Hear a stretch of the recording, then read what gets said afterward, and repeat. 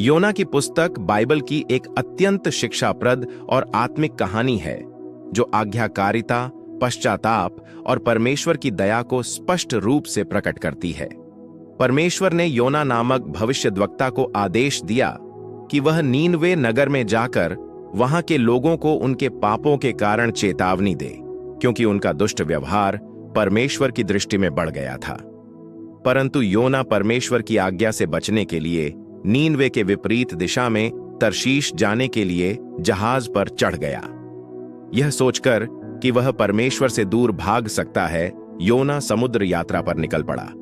लेकिन समुद्र में परमेश्वर ने एक भयानक आंधी भेजी।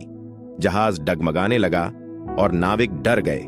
उन्होंने चिट्ठियां डालकर जाना कि यह विपत्ति किसके कारण आई है, और चिट्ठी योना के नाम निकली। तब योना ने स्वीकार किया कि वह परमेश्वर की आज्ञा का उल्लंघन कर रहा है।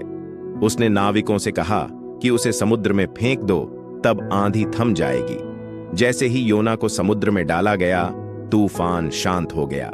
परमेश्वर ने योना को नष्ट नहीं होने दिया, बल्कि एक बड़े मछली को नियुक्त किया जिसने योना को निगल लिया। योना 3 दिन और 3 रात उस मछली के पेट में रहा। वहां उसने गहराई से परमेश्वर से प्रार्थना की, अपने पापों को स्वीकार किया और पश्चाताप किया। तब परमेश्वर ने मछली को आदेश दिया और उसने योना को सूखी भूमि पर उगल दिया। दूसरी बार परमेश्वर ने योना को नीनवे जाने का आदेश दिया। इस बार योना ने आज्ञा मानी और नगर में जाकर घोषणा की कि यदि वे अपने पापों से न फिरें तो नीनवे नष्ट हो जाएगा। यह सुनकर राजा से लेकर सामान्य लोगों तक सभी ने उपवास किया, टाट ओढ़ा और सच्चे मन से पश्चाताप किया। उनके मन फिराव को देखकर परमेश्वर ने दया की और नगर को नष्ट नहीं किया। लेकिन योना इससे क्रोधित हो गया, क्योंकि वह चाहता था कि नीनवे दंड पाए।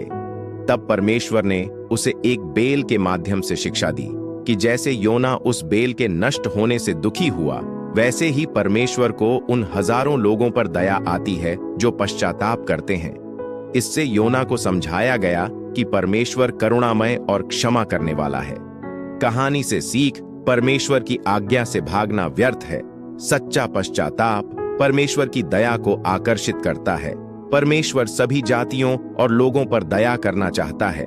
उसकी करुणा हमारे सोच से कहीं बड़ी है। दोस्तों, ऐसे ही और वीडियो को देखने के लिए हमारे चैनल को सब्सक्राइब करें। धन्यवाद।